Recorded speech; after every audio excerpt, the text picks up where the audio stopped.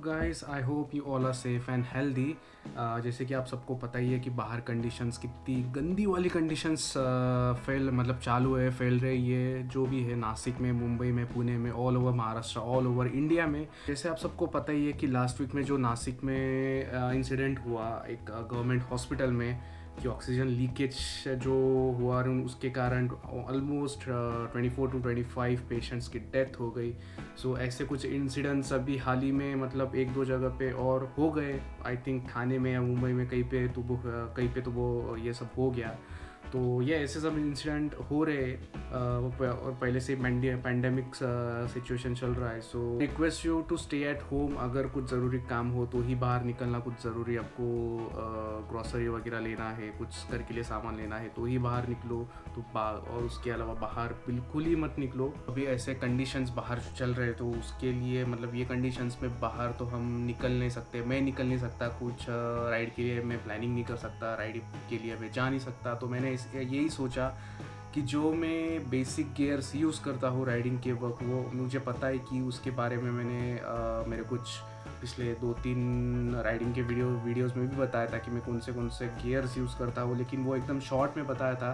तो I think this is the right time कि मुझे अगर कहीं बाहर का मैं दिखा नहीं सकता, बाहर जो जाना है उसके मैं वीडियोज़ नहीं बना सकता, तो क्यों ना मैं जो मैं बेसिक गियर्स यूज़ करता हूँ उसके बारे में आपको डिटेल में शेयर करूँ कि वो गियर्स कौन से ब्रांड के हैं, what are the quality of those gears. So starting with my riding jacket. So the riding jacket में यूज़ करता हूँ एक्सट्रीम डायनामिक्स ब्रांड का, कंपनी का, XDI आप लोगों ने सुना ही होगा। बेसिक लेवल जैकेट है, level 2 you can say. Level 2 जो है, आप कोई भी राइडिंग जैकेट ले लो, उसमें आर्मर्स जो यूज़ होते हैं वो उसको लेवल के हिसाब से you can differentiate with other brands और अदर का products. 1 and level 2 are the basic level armours. तो मैं आपको बताता हूँ कि वो आर्मर क्या है। हाँ, सो फर्स्ट ऑफ ऑल ये जो आप देख सकते हैं ये आर्मर है। This is the level 2 armour from my jacket XDI level 2 octane jacket. I'll just leave a link in the description box so that you can check the details of the jacket. Official website है, Amazon का वगैरह link नहीं है, तो मैं वो link description में डाल दूंगा, सो आप लोग चेक कर पाओगे। तो ये ऐसा इसमें आर्मर होता है। So this is the shoulder one. अगर मैं ऐसे बाहर से दिखाऊँ तो जैकेट के अंदर ये यहाँ पे फिट आएगा शोल्डर, एंड नहीं सॉरी ये शोल्डर का है। अरे यार कंफ्यूज हाँ सॉरी, ये शोल्डर का है, ये वाला शोल्डर का है, छोटा वाला। एंड ये जो बड़ा वाला है, you can differentiate between this two. तो ये जो छोटा वाला ये शोल्डर का, और ये जो है ये यहाँ पे आता है फोर आर्म पे। सो ये 2 लेवल के ये 2 टाइप के आर्मर हो गए। एंड ये जो तीसरा वाला जो मेन होता है ये बैक में, आपके जैकेट के बैक साइड में बैक प्रोटेक्ट करने के लिए होता है। तो लेवल 2 का डिफरेंस में और लेवल 2 और लेवल 1 का जो डिफरेंस मैं यही बता पाऊँगा कि इसमें आप अगर ये देखोगे, अभी ये थोड़ा सा ये फट गया है मेरा, ये मुझे चिपकाना पड़ेगा। ये इसमें 2 टाइप के फोम है, एक ये थोड़ा सा पतला है, and this is the yellow, ये थोड़ा सा मोटा है एज़ कम्पेयर टू दिस, और बीच में एक मेन है। तीन टाइप के फोम इसमें है। So this is the level 2। तो ये तो आर्मर के बारे में मैंने बता दिया। और ये जो जैकेट है ये मैं यूज़ करता हूँ मेरे मोटरसाइकिल राइड्स के वक्त। पीछे में इसका ब्रांडिंग है, and this is the XDI octane. आप यहाँ पे देख सकते हो ऑक्टेन का लोगो। सो यहाँ पे थोड़ा सा अगर आप फ्रंट में देखोगे तो इसमें थोड़ा जाली टाइप इसका टेक्सचर है यहाँ पे। सो ब्रीदेबल है, और इसके अंदर एक रेन लाइनर भी आता है। तो अगर आप बारिश में राइडिंग कर रहे हो या फिर ठंडी में राइडिंग कर रहे हो तो वो रेन लाइनर काम में आता है। गर्मियों में तो कुछ यूज़ नहीं, क्योंकि वो आप अगर रेन लाइनर कोई भी जैकेट में यूज़ करोगे तो बहुत पसीना आएगा, और वो पसीना एक बार वो लाइनर को लग गया तो वो बहुत गंदा वाला स्मेल करता है। तो इसलिए मैं तो रेन लाइनर यूज़ करता ही नहीं। और बारिश में अगर मैं कभी कभी जाता हूँ तो मैं यूज़ कर लेता हूँ। तब ठंडी में भी मैं ज़्यादा गया नहीं हूँ। जो भी मैं गया हूँ ठंडी में राइड्स के लिए, तो रेन लाइनर मैंने ज़्यादा यूज़ ही नहीं किया है, क्योंकि मैं अंदर से मतलब क्या बोलते हैं, थर्मल वेयर जैसा जो फुल स्लीव्स का आता है वो मैं पहन लेता हूँ, और उसके ऊपर जैकेट, तो मैं जैकेट पहन के दिखाता हूँ। हाँ, तो ये पहनने के बाद ऐसे कुछ दिखता है। अभी मैंने आर्मर निकाला है तो बहुत, ये देखो इतना लूज़ है, तो मतलब आर्मर जब मैं इसमें डालूँगा तो वो उसका फिटिंग प्रॉपरली आएगा। अभी बहुत लूज़ लग रहा है क्योंकि आर्मर ही नहीं है।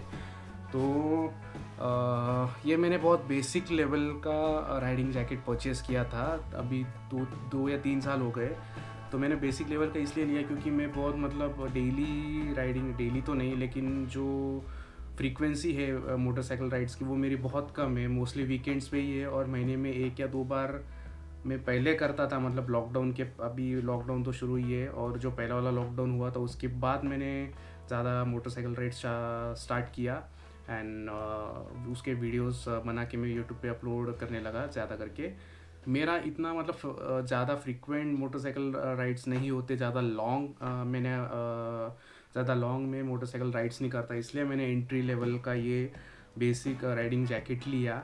बेसिक लेवल का है, लेवल 2 आर्मर है, लेकिन इट सर्व्स द पर्पस, क्योंकि कुछ भी हो जाए, आप राइडिंग चलाते वक्त अगर कोई एक्सीडेंट होता है, माइनर एक्सीडेंट होता है या मेजर एक्सीडेंट होता है, तो आपका जो भी है, आप गाड़ी से नीचे गिरोगे तो बॉडी, आपका जो इम्पैक्ट है वो बहुत सीवियर इम्पैक्ट रहता है।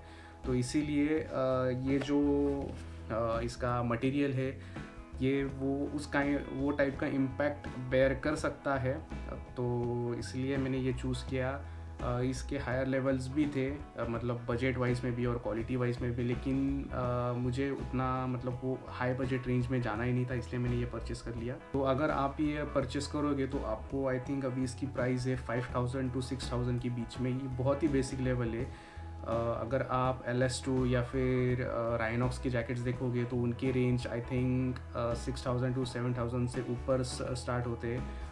और अगर आप बहुत मतलब हार्डकोर आपका मोटरसाइकिल राइड्स होते हैं महीने में या फिर हफ्ते में, तो आपका बजट भी अच्छा है, तो there are so much brands available. इसी आपकी नीड है उस हिसाब से आप गियर्स लीजिए। ऐसा ही नहीं कि आप हफ्ते में या फिर महीने में एक ही राइड करते हो और आपने एकदम 20-30-40 हज़ार का गियर ले लिया। तो अगर आपके पास पैसा है तो आप बिंदास ले लो, लेकिन आपको इतना ज़्यादा अगर आपको लगता है कि इतना ज़्यादा इन्वेस्टमेंट वर्थ नहीं है, so don't go for it, basic level का ले लो पहले। फिर आपका अगर आगे जाके जैसे जैसे फ्रीक्वेंसी बढ़ती जाएगी वैसे वैसे आप गियर्स भी अपग्रेड करते जाओगे। बेसिक चीज़ें हैं, बेसिक गियर्स जो आपको चाहिए मोटरसाइकिल राइड के लिए, मतलब मिनिमम रिक्वायरमेंट तो है कि हेलमेट के बाद आपका जैकेट। मैं राइडिंग पैंट्स मैंने अभी तक ख़रीदी नहीं है, मैंने राइडिंग पैंट्स यूज़ भी नहीं किया है मैंने अभी तक। मेरा बस दो सेट जीन्स है मेरे पास, जो काफ़ी मतलब उनका मटेरियल भी अच्छा है, और मैं वो जीन्स सिर्फ राइडिंग करते वक्त ही मैं वो पहनता हूँ। तो वो, और मैंने राइडिंग शूज़ परचेस किए हैं ओराइज़ो कंपनी के, ओराइज़ो ब्रांड के, तो वो मैं राइडिंग शूज़ पहनता हूँ अभी। मुझे तो लगता है कि ये 3 बेसिक नेसेसिटीज़ होनी चाहिए, हेलमेट, राइडिंग जैकेट और राइडिंग शूज़, और इन एडिशन आपके ग्लव्स, राइडिंग ग्लव्स।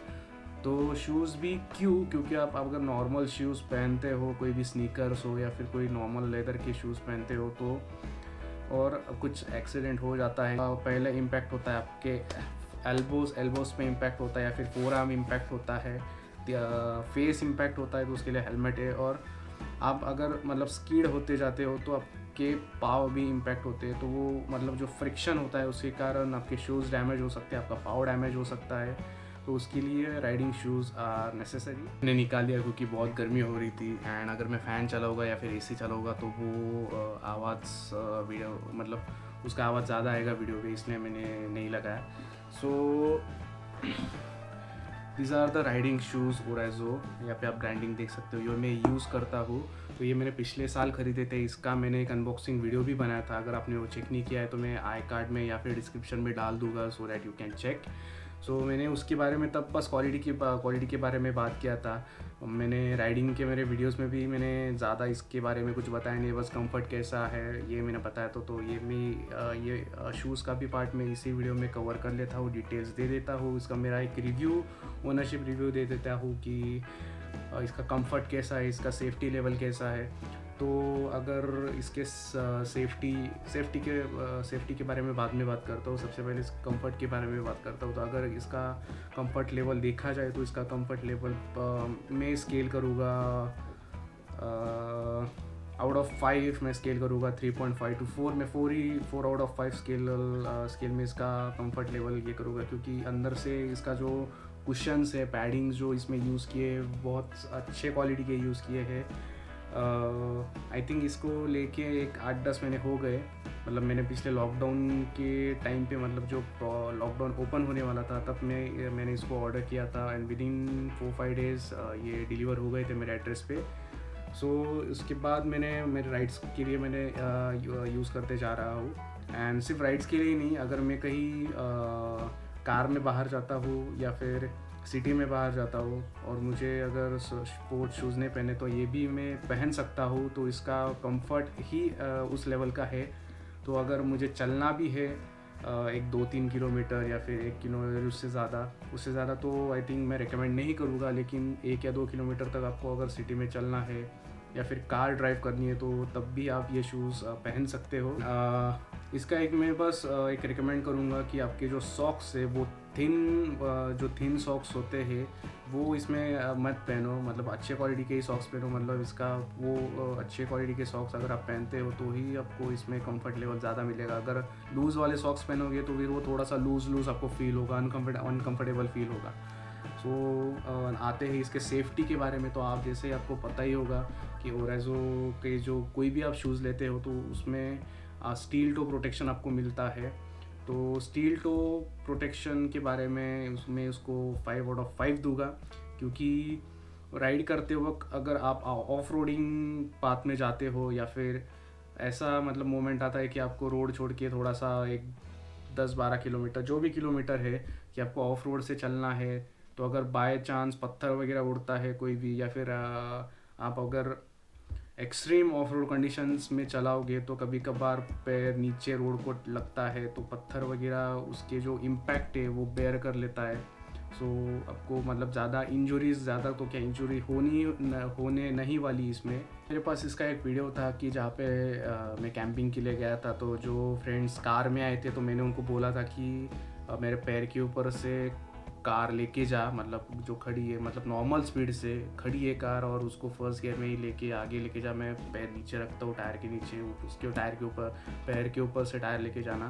तो वो अगर वीडियो क्लिप मेरे पास है तो मैं डाल दूंगा, तो उससे आपको पता चल जाएगा कि स्टील टो प्रोटेक्शन कितने काम में आता है। और ये पूरी तरह से वाटर प्रूफ तो नहीं है लेकिन वाटर रेसिस्टेंस है, क्योंकि जब एक छोटे से डैम पे गया था राइडिंग करने के लिए, वैतरना डैम पे आई थिंक, एंड कैंपिंग के वक्त भी जब मैं इसको पहन के पानी में, मतलब गलती से पानी में चला गया था, तो गलती से मैं पानी में चला तो गया लेकिन मेरे पैर के अंदर पानी गया ही नहीं। तो ये मतलब जो नीचे का हिल है, इसका हिल के ऊपर तक पानी आ गया था, ये वाले लेवल तक यू कैन से।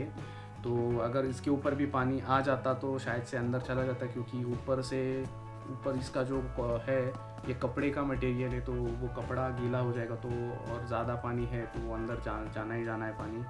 तो काफ़ी हद तक अच्छा खासा वाटर रेजिस्टेंस पार्ट है ये शूज़ के लिए। एक जैकेट हो गया, शूज़ हो गया, और मेरे पास कोयो के हैंड ग्लव्स है, मतलब राइडिंग ग्लव्स जो मैं यूज़ करता हूँ। बहुत मतलब 500 के 600 रुपीज़ के मैंने फ्लिपकार्ट से मंगाए थे, क्योंकि मुझे नहीं लगता कि 3,000 to 4,000 में इन्वेस्ट करूँ अभी राइडिंग ग्लव्स में, वो भी राइनॉक्स या फिर कोई अदर ब्रांड के। तो मतलब मेरा ज़्यादा उतना फ्रीक्वेंसी नहीं है राइडिंग का, तो इसलिए मैंने उसमें इतना इन्वेस्ट नहीं किया। तो नॉर्मली मैं राइडिंग ग्लव्स यूज़ करता हूँ। तो जब भी आप मोटरसाइकिल राइडिंग के लिए निकलते हो तो हेलमेट, राइडिंग जैकेट, अच्छे खासे riding shoes, basic level riding jacket भी चलेगा, और ग्लव्स चाहिए, क्योंकि जैसे मैंने कहा कि आप एक्सीडेंट होने के बाद इम्पैक्ट एल्बो पे होता है, फोर आर्म पे होता है, तो वैसे फिंगर्स पे भी होता है। अगर ये फिंगर्स ही छिल गए, कुछ बोन को वगैरह डैमेज हो गया, तो जो भी मतलब अगर आपका हाथ भी फ्रैक्चर हो जाता है, पैर भी फ्रैक्चर हो जाता है, तो अगर आपके फिंगर सलामत है तो मतलब जो भी एकदम छोटे मोटे जो चीज़ होते हैं घर के लिए, लिखना या फिर कुछ उठाना वगैरह, तो वो आप इजीली कर पाओगे। तो फिंगर्स डैमेज नहीं होने चाहिए, तो आप राइडिंग ग्लव्स भी यूज़ करो। These are the basic things you need to take care while you start your motorcycle riding. That's it for this video. That's it for today. आप आपका संडे एंजॉय कर रहे होंगे। एंजॉय तो नहीं बोल सकता, लेकिन घर में ही एंजॉय कर लो, क्योंकि अभी बाहर जाने जैसी कंडीशन ही नहीं है। That's it for today's vlog. If you have not subscribed to my channel, do subscribe. Also do follow me on Instagram. My Instagram ID is abhilash_harsole and rider.insane. Stay home, stay safe, stay healthy, and take care. Bye bye.